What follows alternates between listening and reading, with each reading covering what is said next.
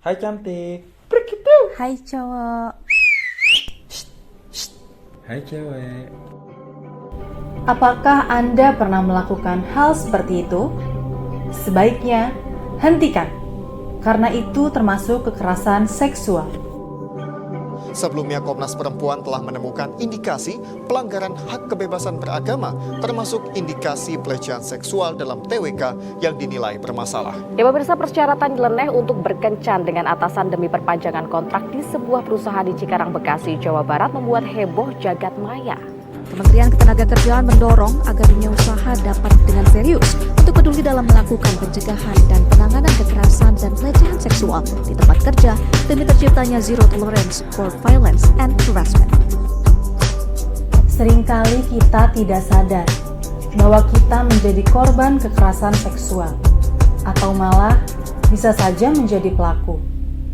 Melontarkan perkataan yang tidak senonoh atau melakukan tindakan seksual dengan dalih bercanda untuk mencairkan suasana.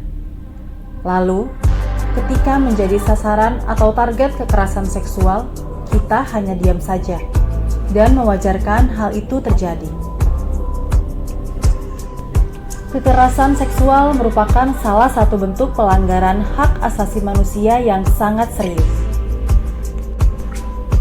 Kekerasan seksual merupakan setiap tindakan fisik maupun non-fisik yang dilakukan seseorang atau sekelompok orang yang dapat mengakibatkan penderitaan atau kerugian secara psikis, fisik, dan seksual pada seseorang. Kekerasan seksual dapat terjadi dalam beberapa bentuk. Verbal, seperti melecehkan tampilan fisik, komentar, lelucon, dan ungkapan yang bernada seksual atau ofensif.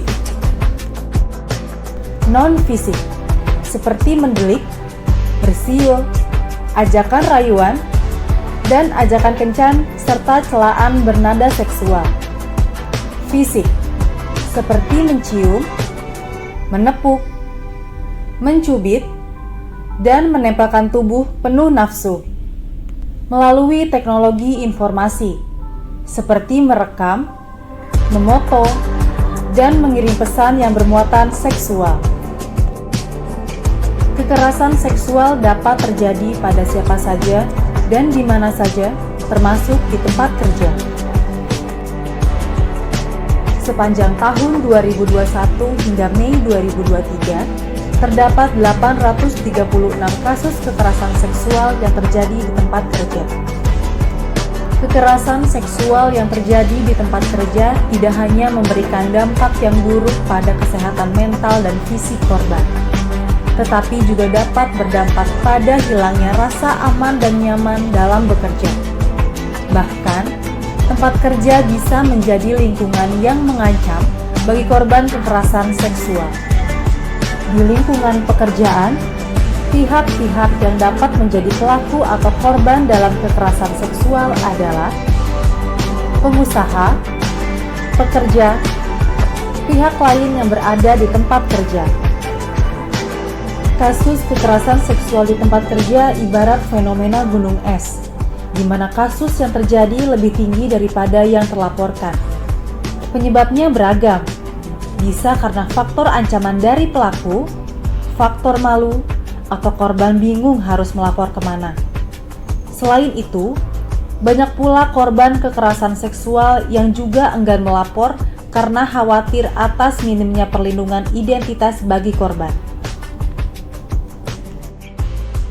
Pemerintah melalui peraturan perundang-undangan telah memberikan perlindungan hukum bagi mereka yang menjadi korban kekerasan seksual di tempat kerja, sekaligus menetapkan sanksi bagi para pelaku kekerasan seksual.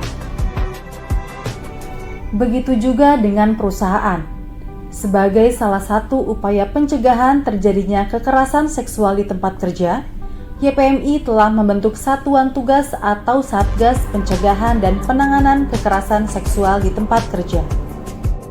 Satgas berfungsi sebagai pusat pencegahan dan penanganan kasus kekerasan seksual di tempat kerja, mulai dari menyusun dan melaksanakan program terkait upaya pencegahan kekerasan seksual di tempat kerja, menerima pengaduan kasus, sampai memberikan perlindungan bagi korban. Jadi, apabila kita mengalami atau melihat adanya tindakan kekerasan seksual di tempat kerja, segera laporkan kepada Satgas perusahaan atau nomor telepon yang telah disediakan. 0813 980 30020. Tidak perlu khawatir, identitas diri pelapor akan dijamin kerahasiaannya oleh perusahaan. Ingat, diam terhadap tindakan kekerasan seksual sama saja membiarkan bermunculannya korban-korban berikutnya. Berani berbicara, berani bertindak. Stop kekerasan seksual.